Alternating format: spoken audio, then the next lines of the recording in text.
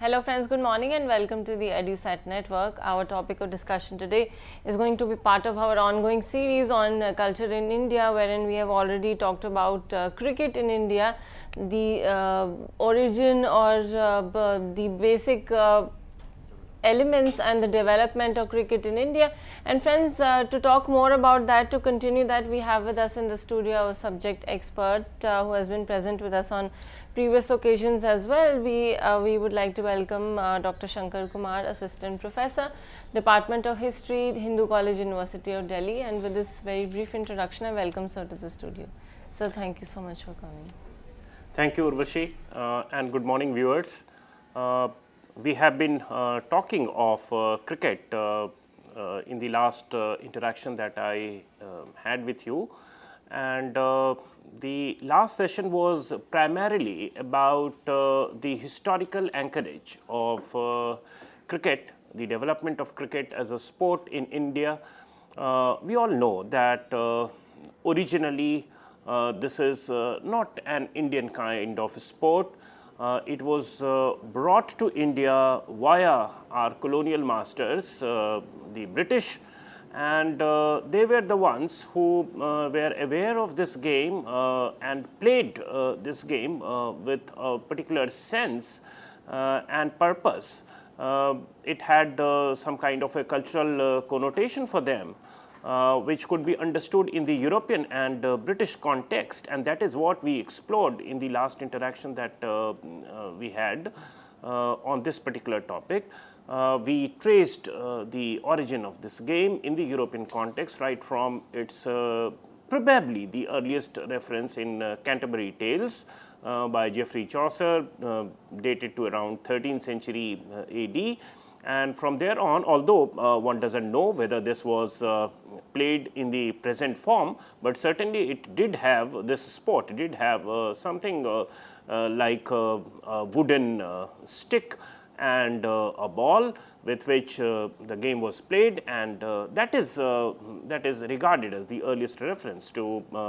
a game of the sort of cricket. And thereafter we went on tracing the development of this game, the way it evolved, the way it was played by different people, which section of the people took to this game, what was its political and military context. We did refer to the Tudor times. We did refer to the fact that earlier the feudal masters wanted their men to play archery rather than cricket, but with the coming of the gunpowder, the archers were not that much critical to the warfare, and so the feudal lords didn't mind their men playing cricket. So from the initial kind of a disincentive with the invention of gunpowder, it turned into some kind of a removal of that disincentive, and from there on the game picked up. Also important that we as an issue was the fact that the game has a distinction of its own in terms of the sheer slow rhythm with which it is played. We all know that if we put aside the present version of the game, which is becoming more and more popular, that is one-day cricket, and the 2020 version, which are of very recent origin of not more than 30-40 years. If we go before in terms of time this period, then we find that as late as up to 1970s, it was the, or even the 80s, it was the test cricket, which was essentially the main form of the game, and this test cricket was played across 6 days, with one day reserved as the rest day. So each team had to play 2 innings, and that meant that there were 4 innings in total, and yet the game could end in a tame draw. So it was a very strange kind of game. It continues, the test cricket continues to be a very strange kind of a game. We hardly can see any counterpart in terms of single game which is played across 5 days, even if we remove the rest day, which are now no more followed. The game ending in draw, and most of the test crickets ended up in draw. So the sheer slowness of the game was spoken of, and also the fact that there is a very distinct sense of hierarchy that could be discerned the way it was played in the 18th century, 19th century, even 20th century. Early part of the 20th century. We did refer to in our earlier discussion that it wasn't up to 1930s, 40s that for the first time English cricket team could have a bowler as the captain. Otherwise, it always almost naturally meant that captains had to be batsmen, and batsmen had to be gentlemen cricketers, amateur cricketers, and the bowlers essentially had to be professionals, or the people who played the game not for the sheer passion or aesthetic part of it, but for money. And therefore, the way this game evolved in the 18th and 19th centuries, we do find this kind of a sense of distinction. We did also refer to the fact that at the pavilion where the players sat before the game or watched the game from, there were separate enclosures for gentlemen cricketers, that is the amateurs who essentially were the batsmen, and the professionals who primarily were bowlers and not probably of aristocratic origin, who played the game for money, which probably was generated not through the kind of commercial trappings that we have around the game today, but from the entry fee and other sponsors who actually promoted the game. And that is how it evolved. So there is a sense of you can say superiority or hierarchy that is inbuilt into the game, and that is what goes on to constitute a very critical element of the game. Even today, we do find in terms of rules and ambiguities, the game is always loaded in favor of the batsman. There is an axiom in cricket, and that is that in case of a doubt, the benefit of this doubt always goes in favor of the batsman. So if there is, despite the cutting edge technology which are deployed in order to figure out whether a decision is right or wrong, still if there is an element of doubt, it is given in favor of the batsman, and that does remind us of the historical anchorage of this game, where it was essentially played for the sheer aesthetics and pleasure of the gentlemen cricketers, the batsmen, and the bowlers probably joined in at the behest of these gentlemen cricketers, and they probably were not accorded the kind of respect which was accorded to the gentlemen cricketers or the aristocratic cricketers, who usually were batsmen. And this was the context in which it was played in Europe. But in the colonial times in India, when this game slowly started capturing native imagination, and Parsis to begin with took to this game in a very big way, almost organized on the same principles of club crickets and so gymkhana crickets and so forth. We do find the element of contemporary political concerns and we can say the political climate and the social climate also influencing the way the game was organized, the way it was played, the way teams were organized. And we do find that despite all the progressive claims of the British administrators in the 19th century and in the early 20th century, there was no overt attempt to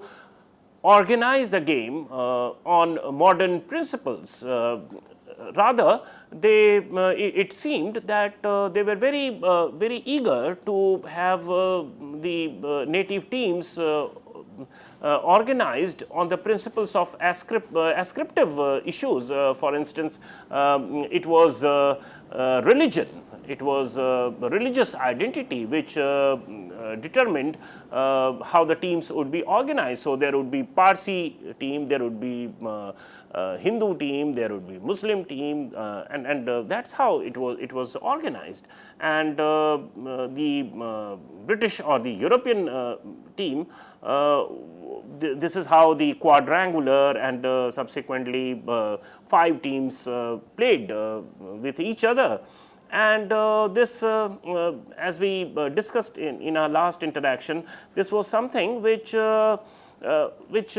very much in sync with the divide and rule policy of the British. It allowed the religious sensibilities to flare up and not let the Indians unite, at least at the level of sport,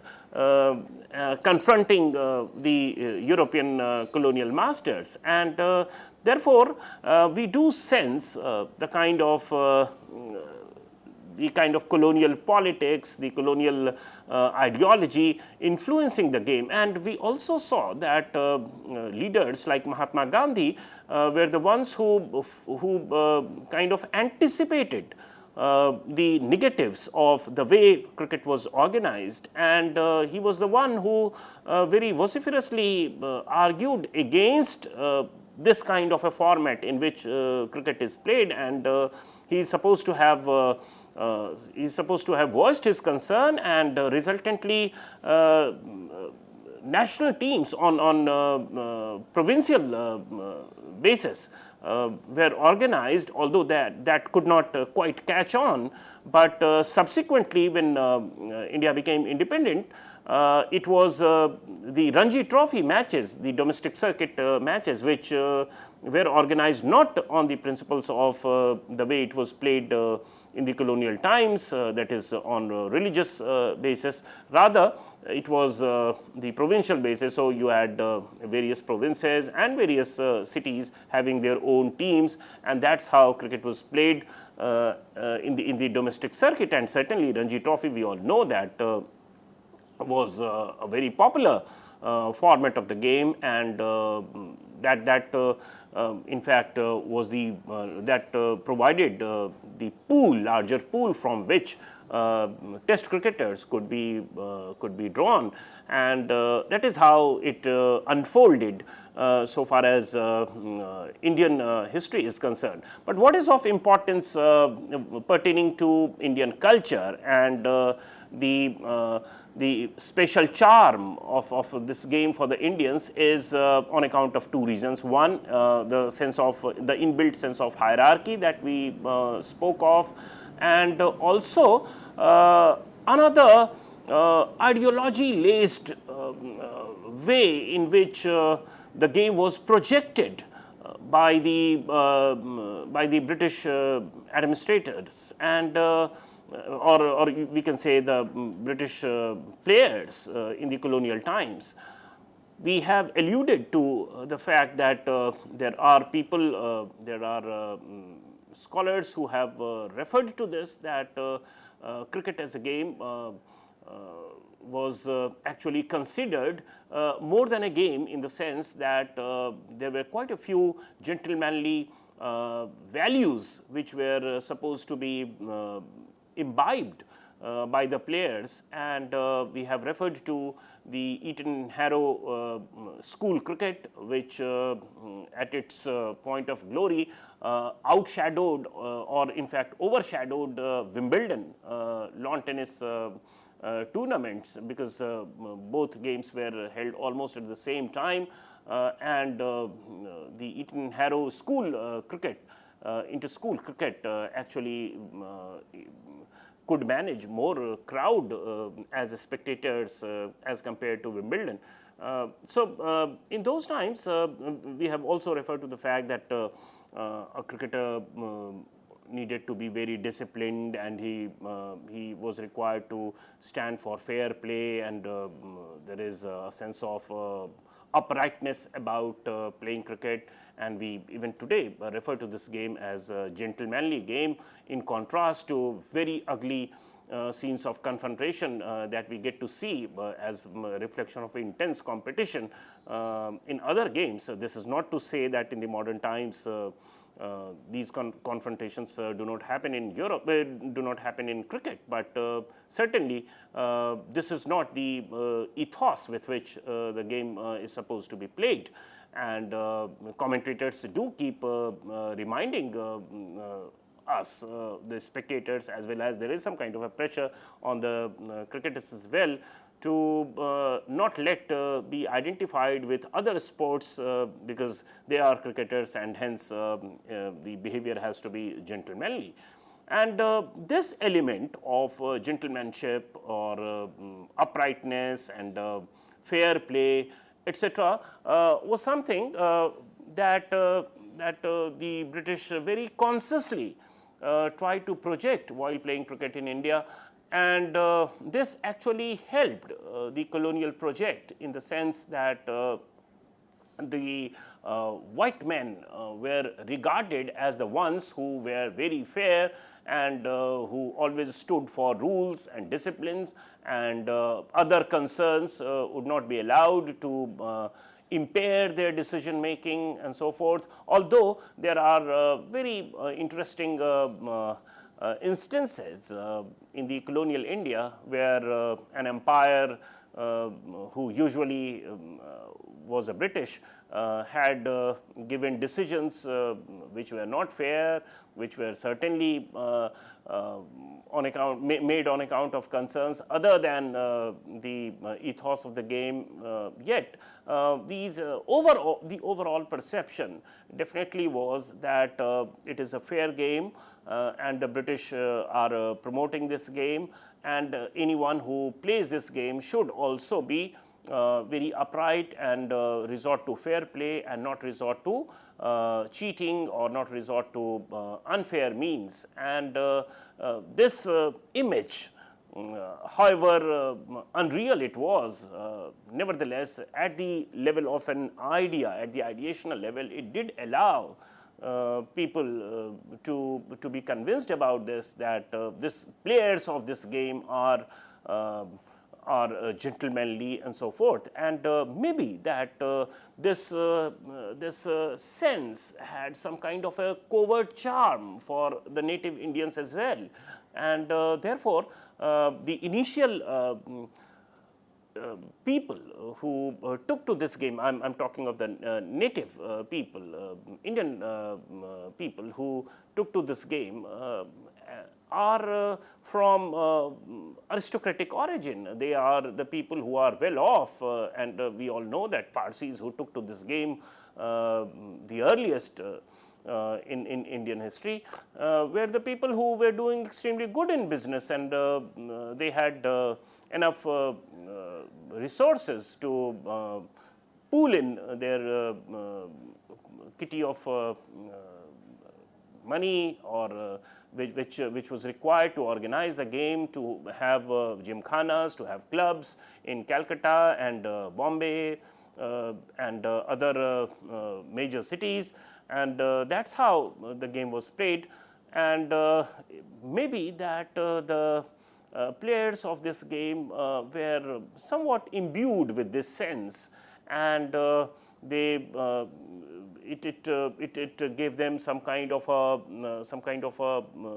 we can say moral high to be projected as the ones who are playing this game, and hence by some kind of a correlation they are also gentlemanly, and they have aristocratic origin, or they are well off, This sense, although it is not worked out in pure empirical terms, who were the players, what was their background, and so forth, but at least the batsmen and this spirit, this sense can very validly be said to have permeated from the colonial cricketers to the native Indians as well, and that's how initially the game was taken to. Of course, subsequently we do understand that the nationalist fervor for independence and the anti-British sentiment could have also permeated and could have diluted that sense that we just spoke of as to be present towards the beginning of this game in India. So that is one aspect of this game. Also, the other thing that we spoke of, the way tournaments were organized, and the implicit negative element that it had so far as Indian national movement, united Indian national movement was concerned, and the sense of divide and rule policy, the way it ran in sync with the divide and rule policy. So that is one aspect that we do get to see so far as the way cricket as a game evolved in India. But also true is the fact that we referred to towards the beginning is the sheer slowness with which the game is played. And there also we do find maybe there is some kind of a sense of ease with which Indians could take to this game, because we have discussed this earlier, that the slowness of the game is actually on account of the fact that the rules with which the game is played, or the codification of the rules with which this game is played, is not very recent, and it is actually pre-industrial times where a majority of the rules of the game of cricket were codified. And we are talking of European context. So while industrialization was triggered in Britain in the 1780s, most of the rules of the game, although they kept changing all through 19th century, and it keeps changing, but quite a few rules were codified much before the advent of industrial revolution in Europe, in England particular, and therefore it carries that rural sense. And in fact, if you look at the equipments of the game also, this is prior to the recent 30-40 years from where quite a few synthetic elements have also entered into the cricketing gear. But much before this, we do find that in fact, all of the equipments with which this game is played, be it the wicket, the cricketing ball, the bat, they were all made of material which were readily available in rural areas. So they are all made of timber and even leather, and there is hardly anything synthetic like rubber or etc., which are used in this game. And that tells us that the fact that this game was distinct in terms of its slowness is on account of the fact that industrial sensibilities with a lot of precision, focus on precision of time, precision of space, delimited space. Another important thing with the game of cricket is that quite unlike other games, other outdoor games, where we have very well defined boundaries and very well defined courts, be it basketball, hockey, football, or any other game, we do understand that the length and width of the playing arena is very well demarcated, and precision is clear even up to centimeters and inches in terms of dimension of the field. But in cricket even today, the way it is played, we do know that several cricketing grounds are of varying sizes. So, Firoz Shah Kotla and the Melbourne Cricket Club ground, MCG, or for that matter Perth or Adelaide or Birmingham pitches, I mean they are all of varying size, and we do know that cricketers do make use of this today so far as their playing techniques are concerned. So, at times you have oval cricketing grounds, and hence the square leg area is not as long as the mid-on or mid-off areas, and hence the batsman would rather go for square cuts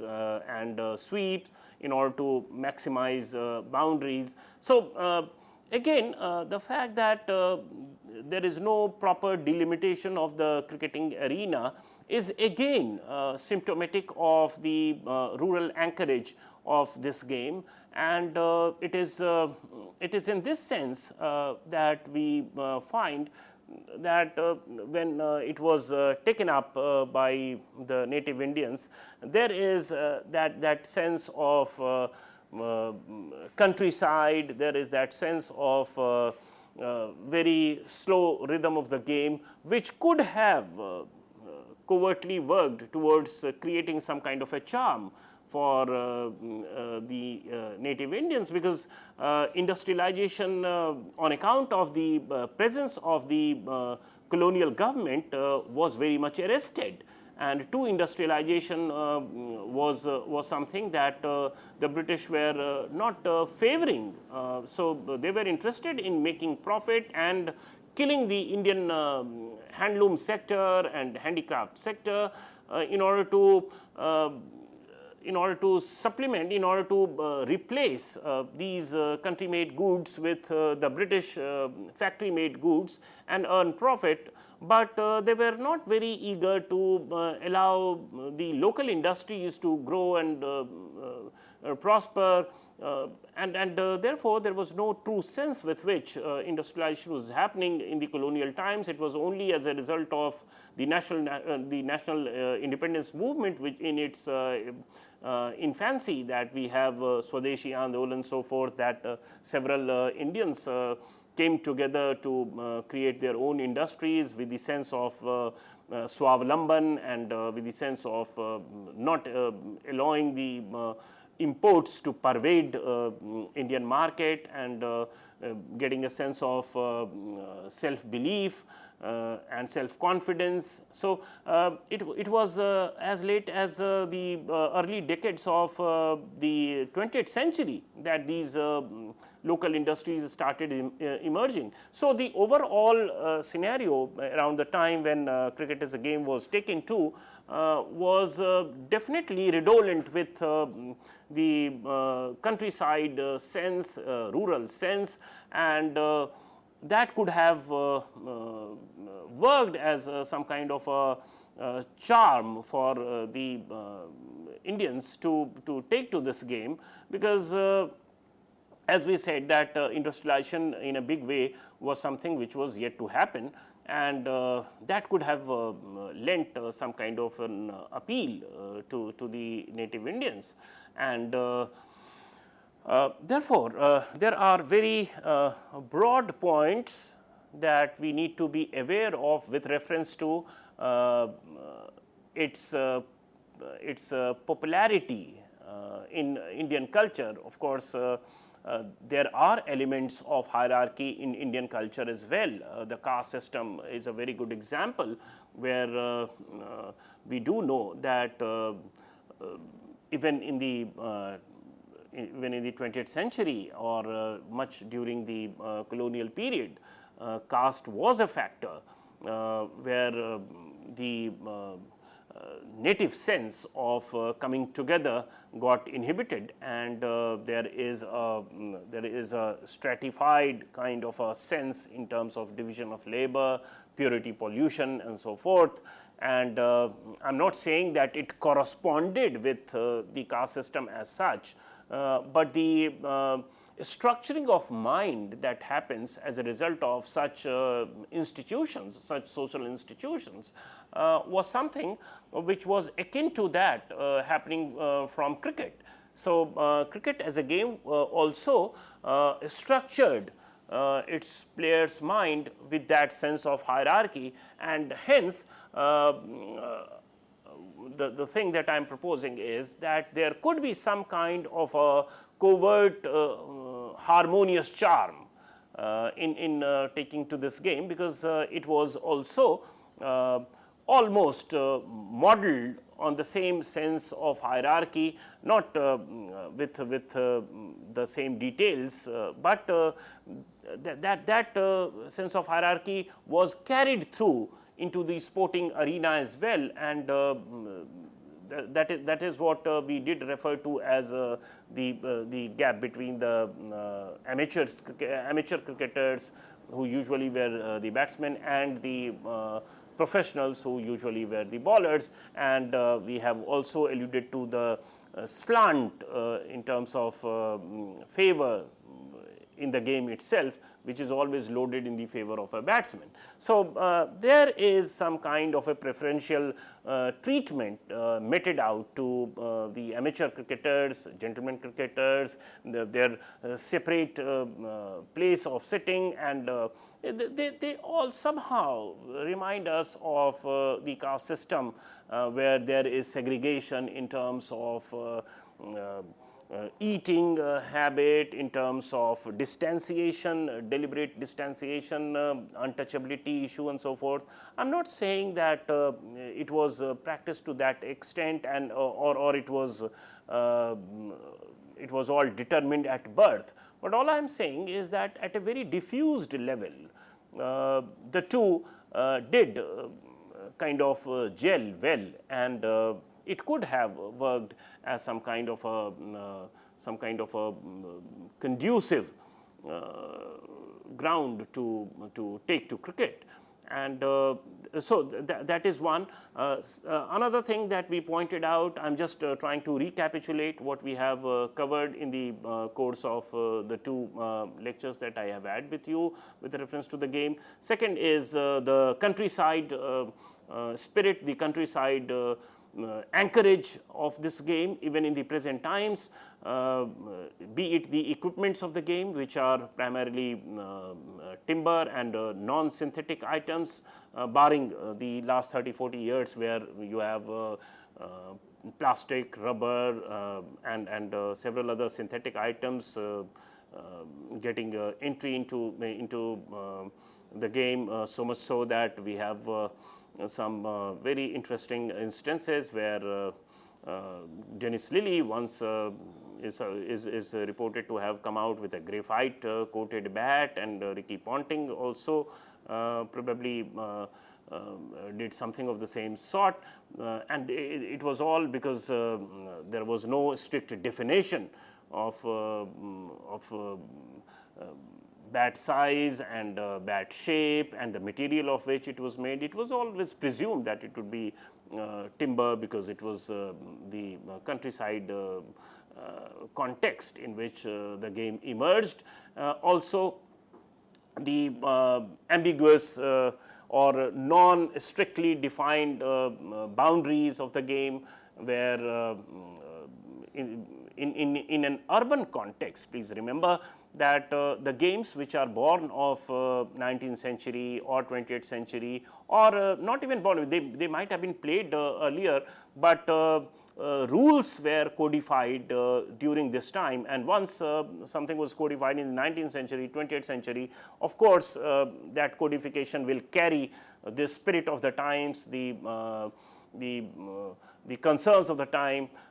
and the context. If it is urban area, of course the space is very delimited, and it can't be like open to one's fancy or availability of area. So if large area is available, the boundary can be very large as well. So these things are something which are not present in cricket as a game, because most of the rules were codified in the pre-industrial times, and that gave a kind of a rural flavor to this game. And this also tells us that the Indian situation, which was yet to urbanize in a big way in the 19th century or the early 20th century during the colonial times, which was yet to industrialize in a big way, and hence the sense of precision with which these measurements and these rules were framed are very loose, are very fluid and ambiguous in the game of cricket, and probably that is something which was again in sync with the times in which it was taken up in a big way by the native Indians. And we were also as Indians not quite particular about these things, because that was the order of the day in the absence of industrialization and urbanization in genuine sense in the 19th and early 20th century. And of course, when concerns changed, as we can see it now, when commerce becomes commercial concerns become huge, when TV rights become a big revenue grosser, when advertisements become a big revenue resource. So in the changing times over the past 30 years or so, we have seen that in independent India the game is played differently, and so much so that the fulcrum of power has also shifted from London to Dubai as the headquarter of the International Cricket Council, and BCCI has emerged as one of the richest cricketing bodies. T20 is, or IPL cricket, all of us know, is fraught with not only controversies but huge revenue generations and so forth. So the contemporary concerns have influenced the game in the present times the way it did in its period of infancy, and it is through this that we can have a very good viewpoint of the way the game evolved in India during the colonial times, in the national struggle period, and in independent India, and in the contemporary times where commercial concerns are paramount. That allows us to understand and have a view of the way it evolved in Indian culture in a rather systematic and historically consistent way. Thank you so much, sir, for the very interesting lecture that we had today, a very popular topic also concerning the Indian citizens, a huge outcry for the sport also. So I am sure that a lot of people other than students of history or culture would like to view the lecture. Very interesting one again to mention. And with this, friends, I'd like to assure you that we are going to be back with even more interesting topics as part of our lectures that we provide through CEC. So thank you so much, friends, for watching, and thank you so much, sir, for being present with us today. Thanks again.